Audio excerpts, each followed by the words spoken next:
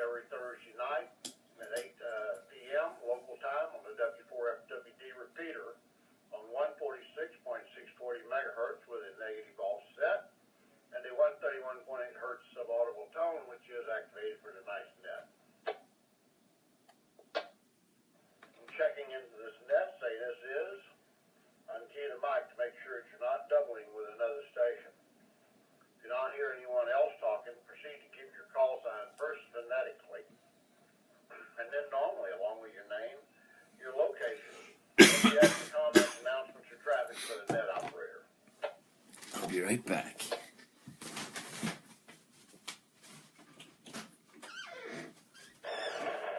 The purpose of this net is to provide training and information as it relates to emergency communications and providing communications assistance to various local, state, national public service agencies in addition to our civilian population in the event of an actual emergency.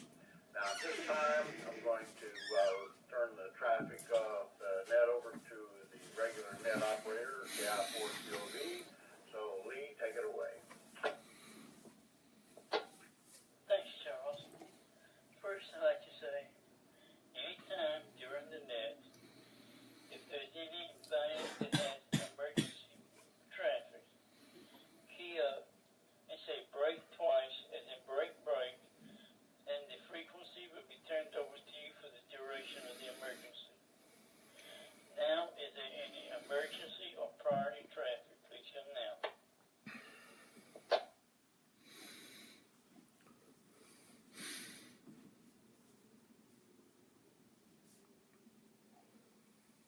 Hearing none, is there any NTS National Traffic System routine traffic to be passed?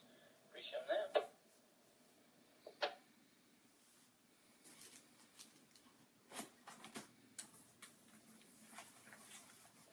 Okay, is there any mobile, portable, or short-term stations? Please come now.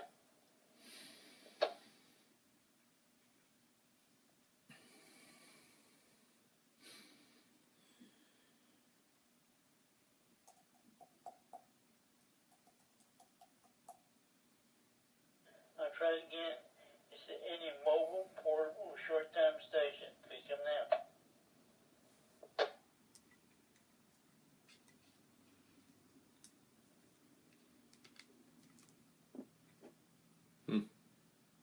Okay, let's go to regular check-ins. Is there any Alpha, Denver, or Whiskey station? Please come now.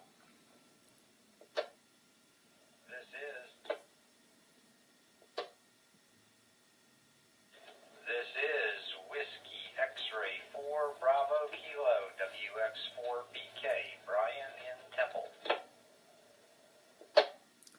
This is Whiskey Delta 8, Lima, Quebec, Tango. And that's why you unkey. This is November 4 Bravo Whiskey Romeo N4 BWR Blake and Carrollton. This is November 4, Charlie, India, Papa, and 4CIP. Scott, your Douglasville.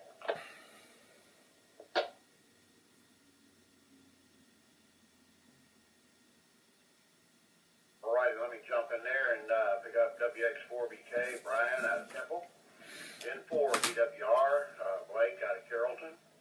WD8 LQT, John out of Fairfield. And N4 CIP, Scott out of Deville. Back to the net. Is there any more Alpha, November, or Whiskey stations? Click them now.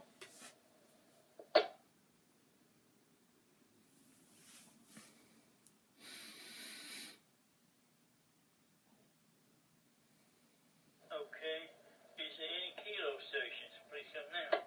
This is Kilo Echo 4, Oscar Bravo Echo, KE4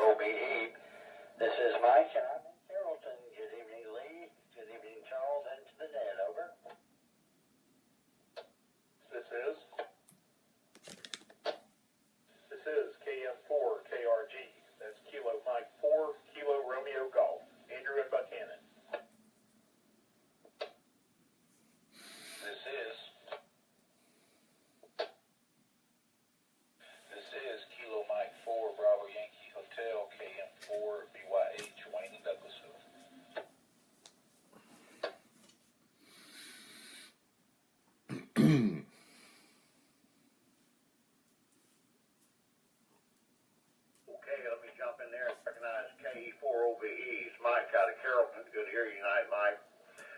KM4, ARG, Mr. Andrew out of Buchanan.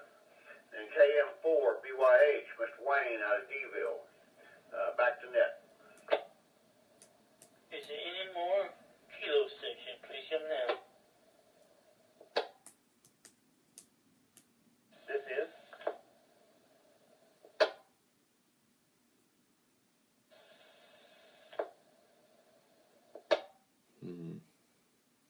is Kilo Mike 4, Uniform Papa X-Ray, KM4 UPX, Brian and Clem.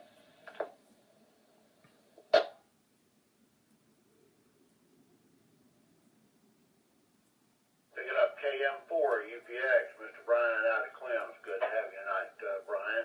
Back to net.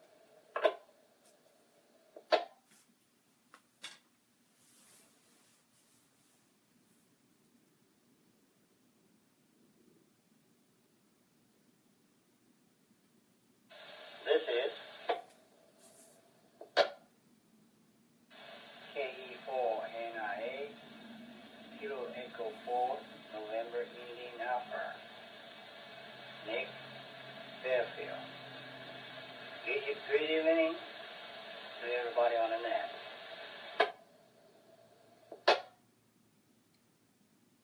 Picking up KE4 NIA, Brother Nick out of Fairfield. Good to have you tonight, Nick. Back to net.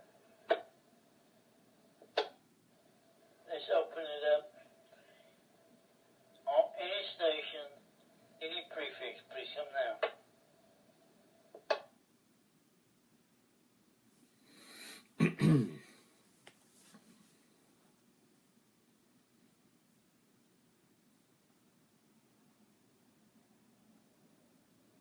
Hearing none, let's go to training with WX4BK. This is WX4BK. Thanks, Lee, and everybody who checked in. I'm sure it hasn't been lost on anybody what we went through last week with the storms, and our net on Thursday definitely covered some things that we needed to sort of brush up on as it related to emergency communications. I want to cover a little bit more of that type of material, emergency nets and emergency communications techniques. I have presented some of this information before, so some of you may have heard bits and pieces along the way. But an emergency net, situations are different. And by the way, a sky-worn net, particularly when there's tornadoes buzzing around, would be considered obviously an emergency net of some sort. It's also considered a tactical net as opposed to a formal net. I won't go too deep into it, but a tactical net is normally used to deal with a situation at, well, as you might think, at the tactical level where activities are being taken out. In this case, observations. A formal net is one where users will usually check in, announce that they do have traffic to pass from one place to another, or some type of information that needs to get moved, maybe an announcement. And they just go down the queue of check-ins and at some point may get back to the calling station. In a tactical net, more than likely what's going to happen is the station's going to call in because there's something happening right now, and in that event, it becomes a priority issue. Everything else stops while that gets dealt with. So definitely the weather net would be considered tactical. But one of the things that happens during these nets is the adrenaline starts flowing, and maybe we haven't been trained up as good as we should be, or even if we have been, somehow the reality, the real stress, sort of throws us off. So there's a few key things to think about as you're doing emergency communications. That common mistakes, things that will happen as a result of the fact that we're under stress. Now, first important thing is listening. It is half, if not more than half, of an emergency communicator's job. You can't communicate a message if you don't actually hear it. So therefore, and if you're looking for information, as we had in the net last week, you actually have to stop talking long enough for the person who's got the information for you to actually provide it. Mm-hmm. So something we forget in the excitement of the moment.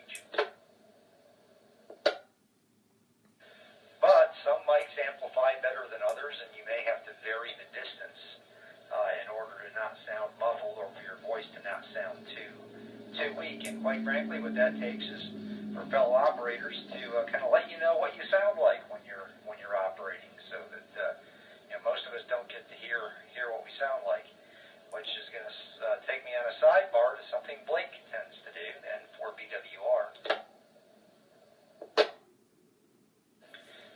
He's been live casting our nets, and after the live cast is over, they are stored recorded. And I may ask him to announce if he's done it this week. If not, how folks can find previous ones, and you may want to go there and listen to see what you sound like.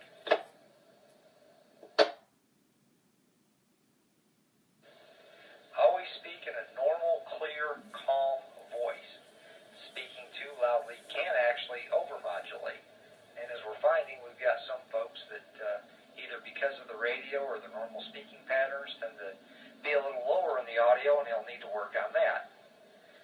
Some of you may have voice-operated transmission, or VOX, on your radios. It is not recommended for emergency communications because background noise or impromptu discussions might accidentally trigger it.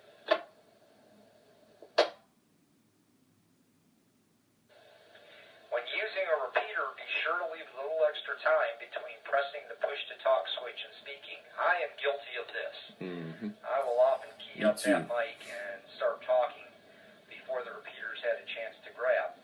Now you may ask, why the delay? Well, unlike HF radio or even say things like CB radio, when you key the mic, you're just transmitting. If they can hear you, they can hear you. With the repeater, there is actually a signal detect time on the repeater side.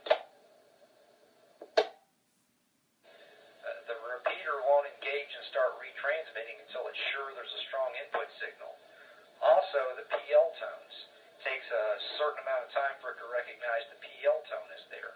And then there's the transmitter rise time. All of this creates a delay between the time you key the microphone and when the repeater is actually retransmitting your words. So a very short pause after keying the microphone will ensure that your entire message is transmitted. You'd be surprised, and I'm probably guilty of it as well, how many times people put out their call signs and the first two letters are chopped off because they started talking before the repeater picked up. That's me. And this is something I talked about last time. Pause a little longer than usual between transmissions anytime there's a possibility other stations might have emergency traffic. We should always, anyway, when we're done transmitting, before the next person picks up, that next person needs to let that repeater completely drop. There's that little tail at the end of the repeater when the first person stops talking. It'll hang for about a second and a half. Let that drop, and then key the mic. That way, if somebody else needed to jump in, they could, and it also gives the repeater a chance to drop and restart the timeout timer.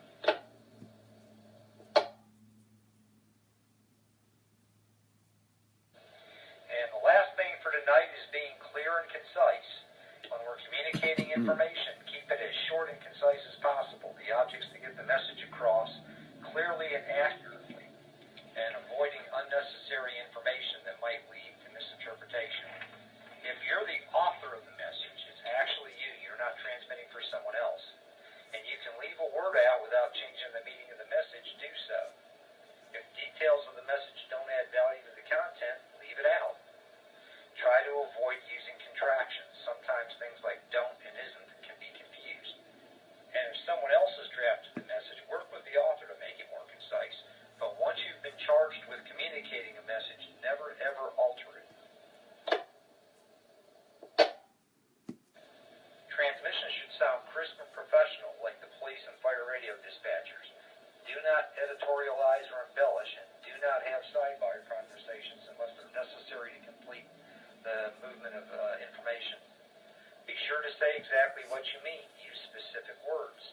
For instance, don't reference the school as a location if you can say Jones Middle School, unless you are absolutely certain there is no confusion about what you mean when you just say something simple like the school. When passing tactical traffic or helping someone to draft a formal message, try to always have each communication have one subject at a time. Mixing different subjects in the one message can cause confusion, and chances are really high that if you have two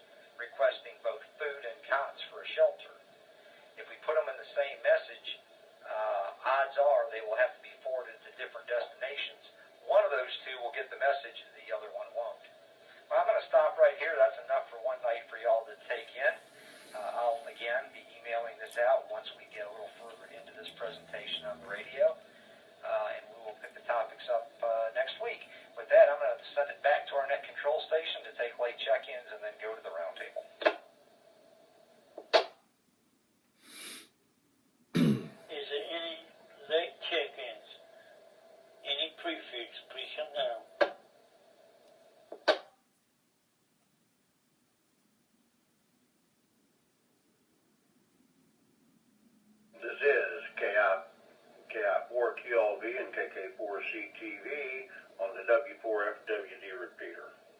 Back to net. Thanks, Charles. Is there any more, is any late check-ins, any prefix, please help now?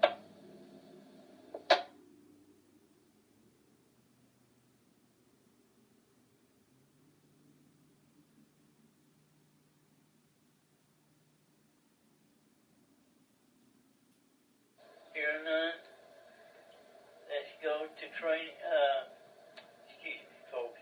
Let's go to roundtable with W4BK. Thanks again, Lee. All right. Anybody with questions or comments about tonight's topic or other information for the good of the cause, please call now. N4BWR. Go ahead, Blake. It's all yours.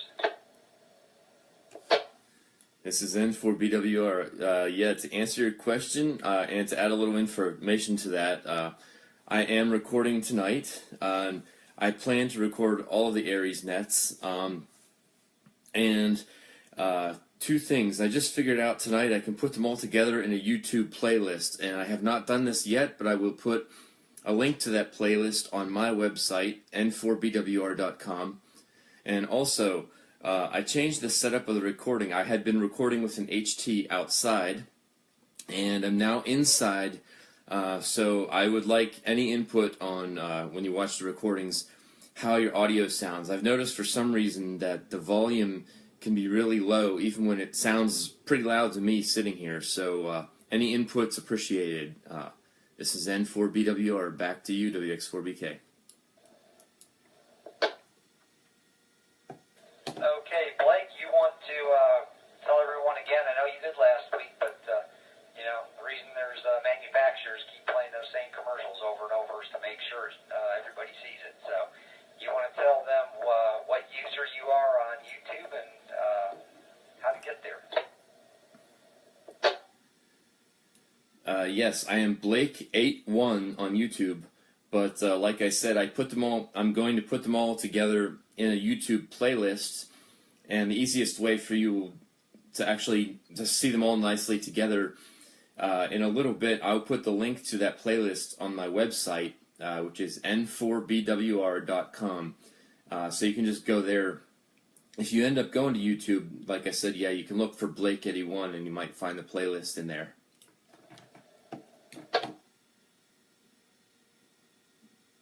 Alrighty, Blake, thank you for that. Anybody else with questions or comments related to tonight's net or any other information for the good of the cause, please call now.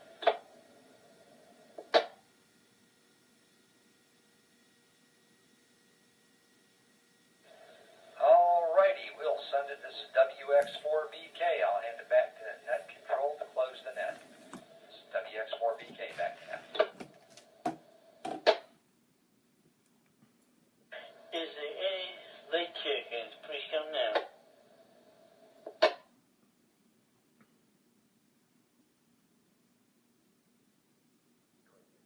Hear none, I will close the net at 8:21.